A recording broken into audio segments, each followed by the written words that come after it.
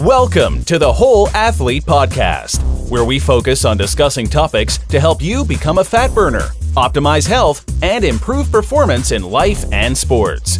Transform the whole you from the inside out with the holistic method. Let's dive in. Here's your host, Debbie Potts. Hey everybody, it's Debbie Potts. I'm doing a new video and audio interview with one of our listeners and fellow athletes and a little bit of everything, Susan McNamee from Boulder, Colorado. Hi, Susan. I always say it wrong. McNamee. That's fine. I do that usually.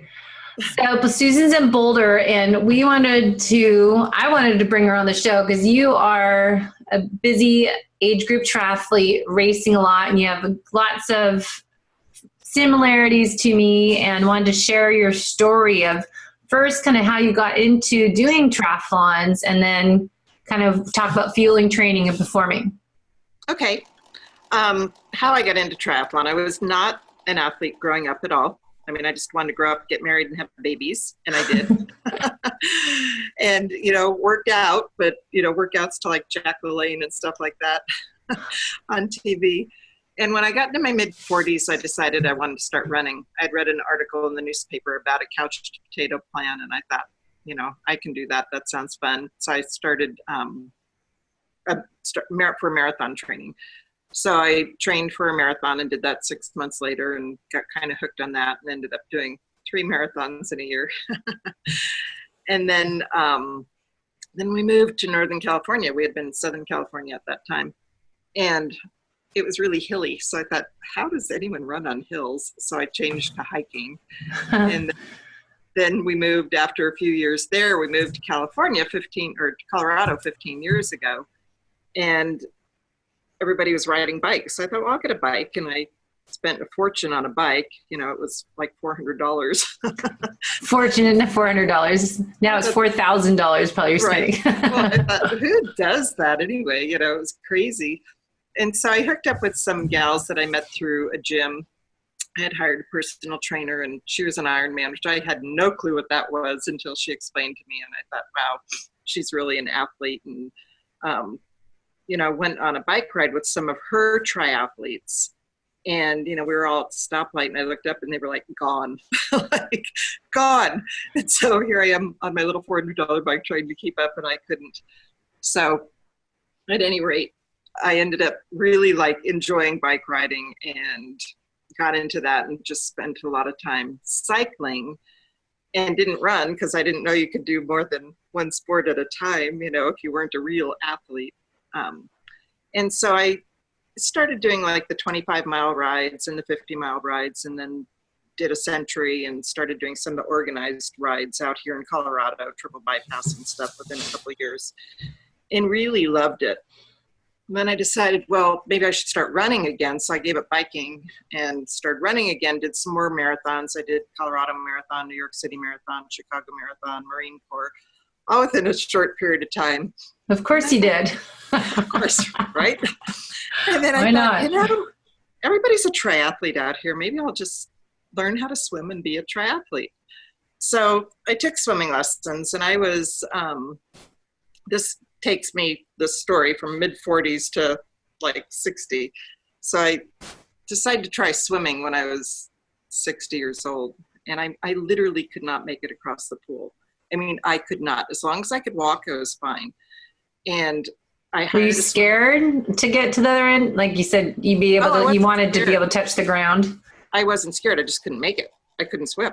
I just couldn't get there, And so, my feet were touching the ground. That's how much drag there was. I could not swim. So I hired a swim instructor, and she basically had to teach me like she taught children from, the basics. Just blow the bubbles, put your head under, hold on to the side of the pool. And the biggest problem was I didn't go and practice in between because I felt like everyone could swim and I couldn't. And so I would drive to the pool and not get out of the car, and I'd go home and that type of thing. And did that for a while and got nowhere fast. And then I met this amazing man as I was out walking my dogs on my trails. And he had a triathlon t-shirt on, and You're in Boulder, right, at this time? Yes. So every other person has a triathlon shirt on. Right. But I'm just now noticing it because I wanted to be a triathlete. So I started talking to him. I said, "Oh, have you done triathlon?" He said, "Yeah, he had." And in fact, he was the master swim coach in my town. I live in Lafayette, which is right out of Boulder. And he said, "You should come to, one of our master's classes sometime." So at this point, I decided I was really going to get into triathlon. And it was this was 2012, September 2012. And it was when Ironman races were selling out within seconds. So I signed up for Ironman Wisconsin, and I couldn't swim. But I thought, when I signed up for a marathon, I couldn't run either. But I learned. Why not? So I went to his master's class. Well, first of all, I came home and I Googled him. And I found out he wasn't just a triathlete, but he was like this 15-time Kona athlete, and like 10-hour Kona, he was like amazing, just amazing. So I go to the master's class and swim a few laps. I'm in lane 1, of course, which I'm still in lane 1 all these years later. But he's from Scotland, and he calls it the way he sees it. And he was just standing on the pool deck with his arms crossed, and he's shaking his head. I looked at him, he goes, "I don't think you're going to make it." Oh, no. Good confidence.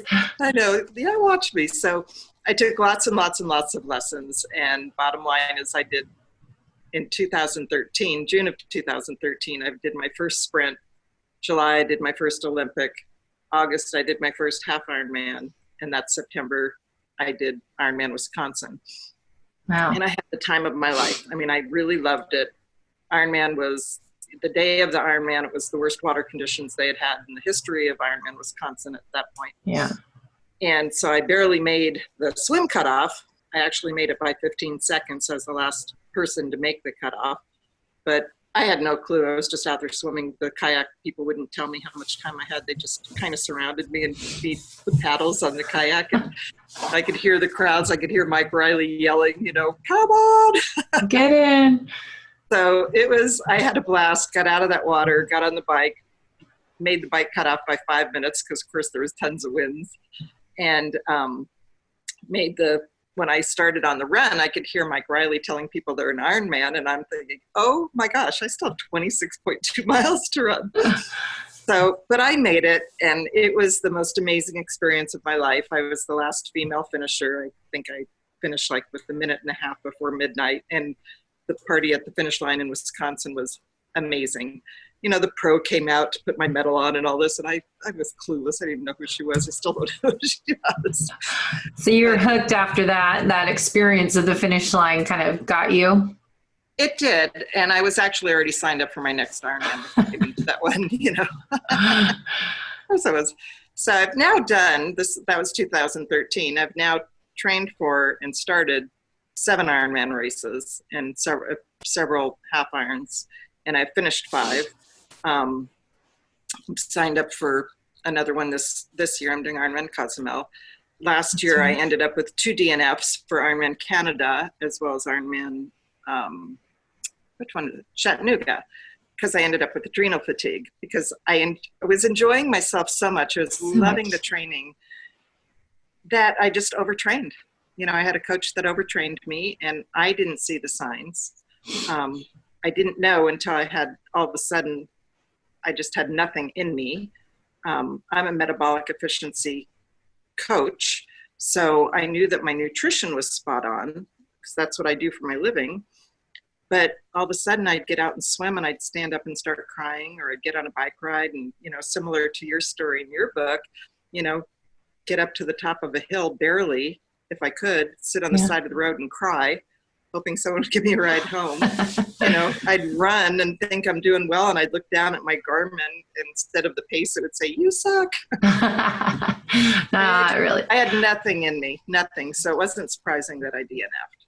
So going back to a little bit, where did you get into metabolic efficiency? Because that's we connected via social media and just lots of mutual friends, but we've got metabolic efficiency technician. We both did that program, Bob Siebehor, and then the Prove It and You Can. So you started doing racing. Were you in your 50s when you started racing? Ironmans, triathlons? No, Or how- my first triathlon was at 61. 61. God, you look amazing. I'm 65. You look like you're 50, but that's pretty crazy. You're 65 now? Yeah, I'm in a new Damn, age. girl, you look good. Good for you. So when you got into triathlons, let's kind of dive into the metabolic efficiency part, because we've talked for years on this podcast about low carb, high fat, and metabolic efficiency and using fat for fuel as endurance athletes. So what got you into doing more metabolic efficiency as an athlete and then becoming a coach from being new to this? Good question. In 2013, when I was training, I had coaches that said, oh, you need everybody, I was in a group coaching. Everybody needs 350 calories an hour. You need to drink Gatorade because it's on the course. And you need, 40 ounces of fluids an hour, blah, blah, blah, and this much sodium. So I listened and I did that. And I always felt bloated and I always felt gassy and just, never felt like I looked like the lean athlete that I felt I should have with all the training I was doing. And my recovery wasn't the best. And I actually then hired a nutrition company, which I won't mention their name, to help me for Ironman Wisconsin. And they had me using a lot of gels and Gatorade. And it's just, when I was finished with that, I thought there has to be a better way. So a friend of mine here in Boulder, who's a coach, she knew of Bob Sebahar, who started the metabolic efficiency. She invited me to go hear him lecture. And I thought, when I heard him, I'm like, this is the ticket. This is the way to go. It's not a diet. It's a lifestyle. It's teaching your body to burn fat as fuel and none of the big carb loading. And it's not low carb. It's not high protein, high fat, or any of that. It's periodizing your nutrition around your training. So that all really resonated with me. And I hired one of their specialists to work on my nutrition and actually worked with her on me for almost a year. And I felt amazing, and I became lean and stronger, and I could race on 80 to 100 calories an hour in an Ironman and feel amazing, and my recovery was great. So when they offered a certification course, I signed up right away, took that, and then I actually hired Bob to mentor me for 3 months, which was one of the best things I could have done. Yes. And worked very closely with him after that mentorship for the next probably 10 months. And it just made a big difference. And I started my business, and I've been doing this for 2.5 years. I've worked with hundreds of athletes, and most of them have great success. The ones that don't they're just not ready. There's the stages of readiness, as you know. Well, that's what we talk about. Metabolic efficiency is a lot like nutritional therapy. To change the way you eat is the hardest part for people to heal their gut or to feel better. Their adrenals is a lot with nutrition and metabolic efficiency. It's making those choices. Right. And a lot of people don't want to make those choices they like to do the convenience foods probably, right? Well, it's a paradigm shift in eating behavior and the way we think, it's like, what do you mean I can have butter on my broccoli, that type of thing. It's just, it took me a long time to be comfortable adding fat, and when I made that shift, I realized I stayed satiated longer and I didn't have cravings. It was a huge difference. One of the things that I did do when I was developing the symptoms of adrenal fatigue, which I'd never even heard of that, but when I knew that I was tanking, I went and got some blood work through Dr. Garrett Rock at Athlete Blood Test. And he works with a lot of pros, and now he's working with a lot of age groupers. Our podcast out the week before this comes out is with him on the blood work. He's amazing. It's an amazing company. You get such a comprehensive report from them. They test everything. And when he did all my blood work, he sent me this very comprehensive write-up that said, this is way too low, and this is way too low. And he says, but I know you, because I've known him for a long time. And he said, so unless you're experiencing these several, and he listed like 5 or 6 symptoms, I think you're good to go. And I read those symptoms, and I'm like, I have that, I have that. So I did go see a hormone specialist and here in Boulder, who told me that maybe I should change my lifestyle. But I'm like, no, this is what I find joy in. It's my passion. I really dialed back my training. My nutrition was still meticulous, but I had put on like 15 pounds overnight, belly fat that I'd never had in my life. Yeah. My hair was falling out. Mm-hmm. I mean, it was dreadful. I was exhausted, but I dialed everything back. I still trained, but instead of 25 hours a week, which my then coach had me doing, I was down to 7 to 9 hours a week with a new coach who really, made sure that I didn't overdo anything. And I got back to feeling amazing, and I feel super strong. I took some supplements. I did add some exogenous ketones through Prove It to see how that made me feel. And I still use those on a daily basis because I get great energy from it. Do you take it before your workouts, or experiment with that? I experiment. I usually add it to my protein drink. And sometimes my protein drink is breakfast, sometimes it's lunch, sometimes it's a midday snack. So I usually add it to that instead of just taking it in water. What's in your protein drink? I use unsweetened almond or coconut milk. And I love Tara's Whey protein powder. So 20 grams of that, usually some almond butter, and then I use the exogenous ketones in there. I like the Swiss cacao, the new one that they've got out. It's really good. Yes. And then sometimes, depending what the workout is, I'll add either some frozen berries or half of a banana. If I'm not doing a workout, then I don't add the fruit. So I kind of periodize the carbs around the workout. And then I also use, for my training and my racing, I use UCAN, which I've been an advocate of for a few years. And that helps. You don't spike your blood sugar by using that product. I don't use gels at all.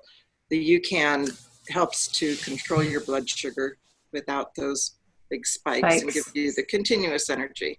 And it's very easy on the GI system. And so it all works real well for me. And as I work with athletes on their nutrition, we experiment because everybody's different. What works for one doesn't necessarily work for another, as you well know. So that's what's so great, I think, about metabolic efficiency, that you're doing the periodization plates, that we do nutritional therapy as well, that everybody's different. It's not one size fits all. So to say everyone has to be this many carbs a day and this much fat and protein varies. And I think that's something you have to, start with a 40-30-30 and then just adjust based on how you feel or whatever starting point you do. But and depending on the time of season, so we're recording this, it's August, and you just did Boulder Half Ironman and you're doing World. So what fueling plan do you use for yourself for training and racing before you go for a long bike ride, for example, on your bike, and then afterwards, what kind of fueling are you using? So I'll do my protein drink in the morning. And then about half an hour before, like let's use Sunday as an example. I'm doing a very challenging bike ride. We're going to climb about 7,000 feet. That'll probably be over 60 miles. Because you're in Boulder, you get to do that. We don't have that in most places. So excited. So I'll get up and I'll have my protein drink, the one that I described. I'll add a banana to that, a full banana. And then on the bike, I'm going to take UCAN and I concentrate that. I actually do add some of the ketones to the UCAN. Do you use a Prove It in it? Mm-hmm. Oh. I do. So what flavor do you use of the UCAN and the Prove It? Do you like? I like the orange because it's sweet with monk fruit. So I use the orange UCAN, and then I use the Maui Punch. Prove It, and I just use one of those to the UCAN. So I'll probably mix up a 4-hour bottle in one of my water bottles, and I'll concentrate it, and then drink a quarter of that per hour on the bike ride. And then I like bonk breaker bars. I like to chew on the bike. So I'll take one of those with me and that'll get me through. I mean, I'll feel amazing. I mean, I'll feel really good doing that.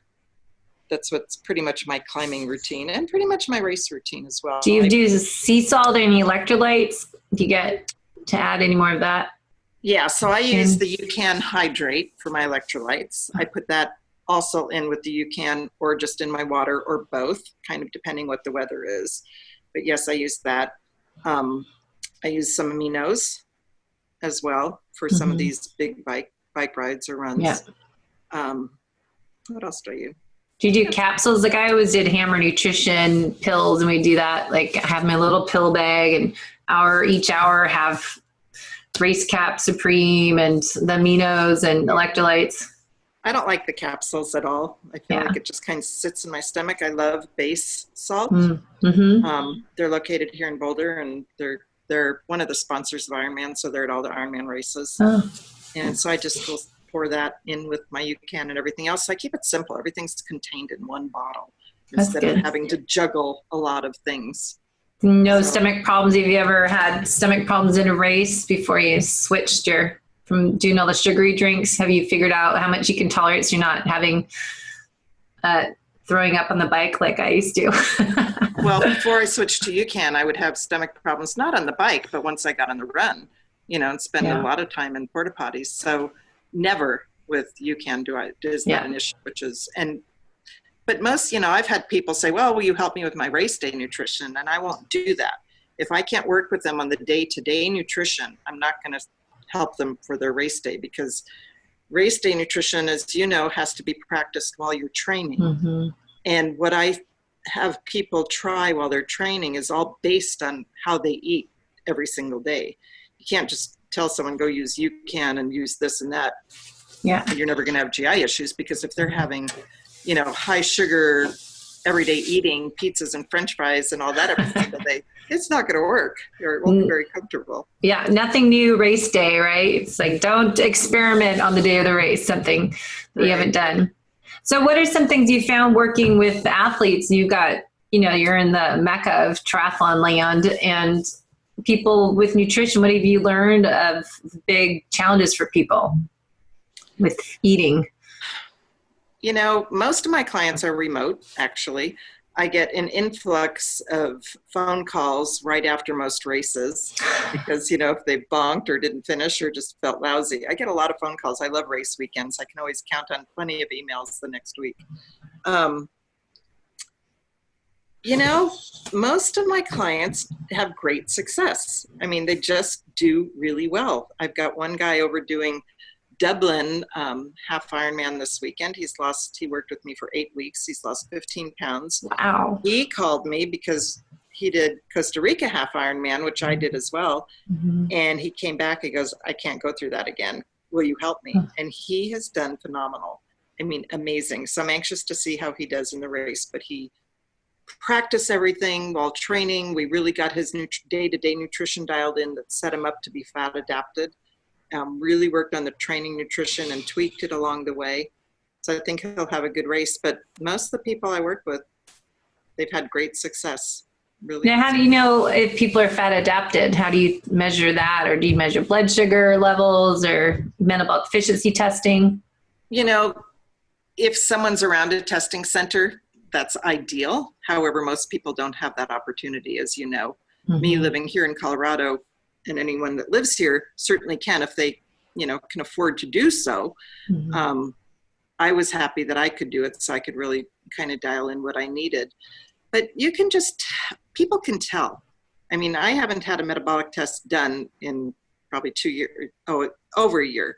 But you can tell when you're fat adapted by your energy, the loss of, cravings, and just, if you can do some workouts fasted and feel really good, and you can feel the difference. Yeah. So there's no scientific way for someone to know unless they're tested, but most people don't have the availability of the tests. Yeah, I know that's what was, we used to do New Leaf metabolic testing cart, and that got bought by Lifetime Fitness. And I've been so sad the last few years not being able to test people, but resting tests, I usually didn't do that often, but now I'm doing nutritional therapy. I'd love to be able to have people sit down and just measure their resting. But I find just blood sugar testing, get a kit and test your blood sugar levels is a good indicator of, because in nutritional therapy, you talk about the goal is to balance your blood sugar, not have the spikes of your blood sugar, because you can release insulin and have that. So just find, that's the easy way of this test. Am I 70 to 90? What happens after I eat if I eat the wrong amount of carbs for my body, or what my exercise load is that day? I think that's interesting. But I think so many people start little with blood sugar dysregulation, and to change people, like you said, to be more fat adapted is a learning process. Part of it, I think, is because we were raised that fat is bad, and people still tell people fat is evil, and their doctors tell them everything, and have this problem with our traditional medical system's a little bit behind times. So it's really hard to give that information to people when they talk to the doctor, and the doctor says, you have this or that, and your cholesterol's high, you need to stay off this and not eat that. And do you find those challenges with athletes there? Most people able to listen to their body and just learn from what you're telling them and find out for themselves, like, I feel so much better not having those cravings, energy levels crash. When I get people to that point, I mean, I've got one athlete that's been one of my challenges, but luckily he's super fun to work with. When he started with me, he was consuming about 800 grams of carbs a day. I've never had anyone consume that many grams of carbs a day, ever. But he was drinking a lot of soda and lots of popcorn and lots of pizza. So and he's doing Ironman Wisconsin in 3 weeks. So we've worked really, really hard to carb unload him. Mm-hmm. And it's been a struggle for him, especially in the evenings, but we're getting him there. And I've got him on UCAN. And so I think hopefully it's going to work out. We'll find out on race day, but yeah, that's a struggle. The changes in him are phenomenal. Do you meet with clients like that? Do you have to talk to them every day or once a week, or how do you keep them accountable to make those lifestyle changes and commit to it? Because it's a struggle for a lot of people. It is. So I have all my clients log their food onto MyFitnessPal, and then I go in and look at the food logs. And the reason I do that is not to have them be obsessive about what they're eating or following specific numbers, but just so that I can see what their eating behavior is and what their food preferences are to make the suggested changes to get them fat adapted. And kind of the analogy I use is if they were to call a mechanic and say, my car's making a funny noise, but I can't bring it in. It's like if they call me and they say, I bonked on my run, or I'm starving, or I'm bloated, and they haven't logged their food for me to look at, then I can't really help with what might be going on. Yeah. So, I have some clients, that's a challenge, but, once you get in the habit, it's like anything else. It's not a big deal to log your food. And then I go in and look at food logs, and I'll send them emails or we chat on the phone about the changes that they can make. Like change to full fat cottage cheese, change to plain Greek yogurt and add your own berries and walnuts, instead of buying the sugary stuff, and, little changes that we make that make a big difference. It does.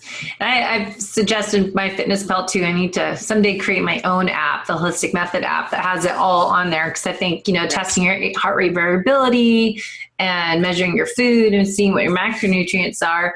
But I find from my own experience, I dieted too much in high school and college, that I have this thing myself that I can't weigh myself very often, and I can't focus on writing my food for so long. So I was sensitive people that are similar to me that, all right, I can't diet. And I always make sure I'm telling people this is a lifestyle change. It's not a diet. It's not something you're going to do for 21 days and then boom, you're going back to your bad habits. This is 80% of the time. Right. Exactly. Yeah. Exactly. And same here, I don't want people to be obsessed about logging. And I mean, I used to be the type I've been on every diet on the planet, and I would weigh myself every day. I don't weigh myself at all now. You got to flex and show those muscles, because you got some, can you go like this? Show those guns. Yeah. See, that's 65-year-old people. I hate the excuse that it's the age. I'm getting older. I can't do something. So you help break that myth for us and say it's not the aging process slows you down. That's fun. I'm having a good time. Off to Worlds in a couple of weeks. Yeah, so let's touch on this. I know we're running out of time, but just going into fueling, training, performing. But you're performing. You've got Worlds. What's your goal from you? You had you have 3 races you've done so far, half Ironmans this year. I think yes, I have. Yes, I did. And then you have Worlds. So how do you prepare for that and get your body recovered? Because we always want to watch our adrenals and not overreach and overtrain. But how are you monitoring yourself and prevent going back to adrenal fatigue and be able to race your best in Worlds and kick some butt? I have a great coach. I mean, I'll send him a message and like, you have such a light week for me. And he'll say, yes. He knows, I mean, that I stick to what he says, and he's, I mean, I'm chomping at the bit. It's like I begged to be able to do this big bike ride on Sunday because he had a 1 hour run or something. Like, I want to go do this because all my friends are doing it. Yeah. So, but no, he's been very good, and I get a lot of rest. I go to bed early, and I don't set an alarm in the morning. I get up, which I still wake up very early. I'm still up 4:30 to 5:30, but I don't set an alarm. If I don't go to Masters because that's always early, and I don't want to be rushed. I like to get up and have my coffee and my breakfast, take my dogs for the walk. So I've just eliminated some of that stress, like that I have to be everywhere at a certain time. And I'm fortunate that I work from home, have my own business, so that I can wrap my training around that and finish my day. I don't have to work all day in an office and then go out and get on the trainer or something. So that's helped me a lot. So yes, I have Worlds. And then 2 weeks later, I have Augusta 70.3, which I had signed up for.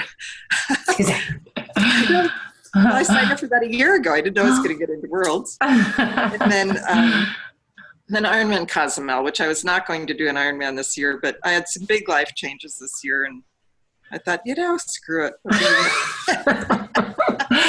So you better measure your heart rate variability and get your sleep and eliminate those stressors around you. Right. And just monitor that. Yeah. Because like we talked about my book, Life is Not a Race, is that all those red flags. And now you know when to take that cat nap in the afternoon and when to not go to Masters, like you said. Right. Or just, not do a workout if I need to. And, I'm planning 2018. And so I'm kind of excited about next season and see what that brings. And so it's exciting. It's fun. And then you have a ton of sponsors. You have a huge Facebook following. So tell everyone your sponsors and how to find you and coaching website. So my website is macperformance.com, and that's MACPER and the number 4, MANCE.com. Number of sponsors. I've been on Team Betty for 3 years, which has been a blast. So with that, I've got several sponsors, Kula and Mavic and Rudy and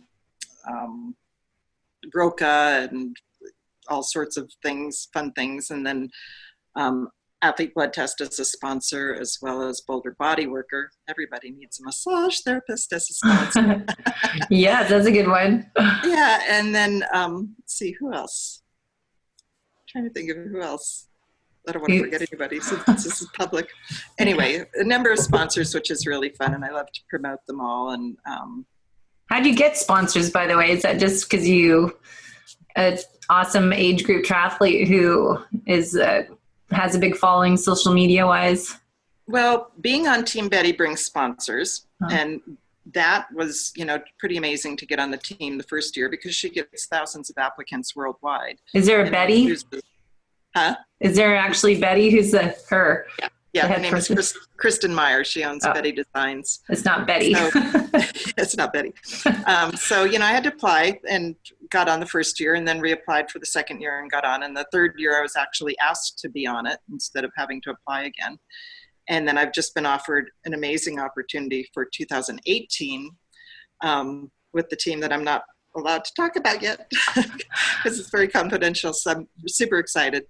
And then the other sponsors just came to me, which is pretty fun. That's great. I think being, part of it is being, because I'm not fast, so it's not like I'm I usually podium, but that's because there's fewer in my age group. So, I'm out there having fun. I've been with Women for Tri as an ambassador for 2 seasons now, and I love to promote the sport. I love to be an ambassador for the sport. I love to race in my hometown. I do some volunteering here at races. I head up the volunteer project of the Cookie Project for Ironman Boulder, where we put cookies out on the doorsteps of all the houses on the bike course about a month or so before. Oh, wow. With a nice note thanking the residents for sharing their roads and alerting them that we'll be riding our bikes. And so I do that in conjunction with the Cookie Project, which is a nonprofit. So just, staying active and just being a real advocate of the sport and trying to get more women in the sport, especially new people and older women and those that may be a bit intimidated by it. Good for you. Well, I'm very impressed, and I always am amazed at your social media updates and all your fans out there. You've got a lot of people that love you and cheer on for you. It's pretty cool. Man, that girl's got a lot of followers, a lot of friends. And you always are out there meeting new people too. And just, it's funny how it's such a small community as we're at Whistler, I'm in Canada, and you knew all the same people I know. I'm like, how does she know everybody I know? And you live in Bellevue. That was so much fun. That was so much fun. Yeah. Especially the no walking zone. Yes. So much fun. Oh, well, that's great. Well, thanks. I look forward to watching you in Worlds, and hopefully we can get you recovered and ready to go for Ironman. And you're just like me before I stopped in 2012. So someday I'll be back there, but now it's educating people so they know, as we were talking about the red flags, how to not overdo and how to listen to your body and your red flags when you need to back off a little bit and when you want to do all these races because it's so fun and exciting, all your friends are doing it, but sometimes you need to listen to what's your body telling you and not avoid that because some things creep up. And 5 years later, I'm still trying to get my health back, but a lot of it, I find my stress release time is on my bike, and that's my happy place. So I don't blame triathlons as my health problem. It's the other stuff, running a business, doing my marketing, accounting, trying to build a fitness studio up. Now there's 15 others around the block. And, that's a stress. Mine is not my exercise time is I get to get on my bike. I know. So that's my happy place too. Yeah, it's amazing. And I'm so jealous you get to ride up those mountains. So enjoy your ride this Sunday, and we'll track you online for the upcoming races, and we'll get hopefully a off-season report for you and see how you do for eating, training, performing post seasons. Great. I appreciate it, Debbie. It's been great. Thank you. All right. For your support. Thank you for coming on. All right. Bye. Thanks for listening to the Whole Athlete Podcast. If you have any questions, feedback, or topic suggestions, let us know on Facebook or at wholeathletepodcast.com. You can help us continue and grow by leaving a review on iTunes. Thanks again, and see you next time.